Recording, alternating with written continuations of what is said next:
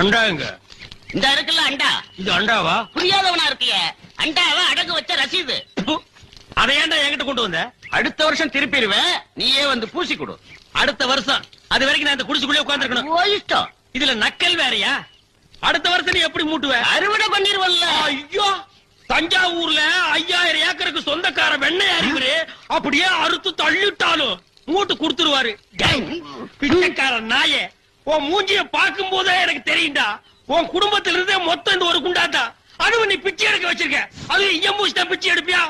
டேய், நீ எல்லாம் மனசாட்சி இல்லாதவன்டா. 10 ரூபா வச்சிருந்தா என் பிள்ளைகளுக்கு நாஸ்டா வாங்கி கொடுக்க, அவன் உன் குண்டாவுக்கு ஈயம் வாங்கி செலவழிச்சுட்டா. டேய், என்ன இடிச்சவா நினைச்சிட்டியா இல்ல பைத்தியக்காரன் நினைச்சிட்டியா? இல்லன்னா குடிய வச்சு மொத்தமா நான் போலாம் நினைச்சியா? இந்த பாரு, உன்னை நான் விட மாட்டேன். படுக்க வச்சு உன் மூஞ்சில ஈயம் பூசாம விட மாட்டேன். படுக்க வைங்க.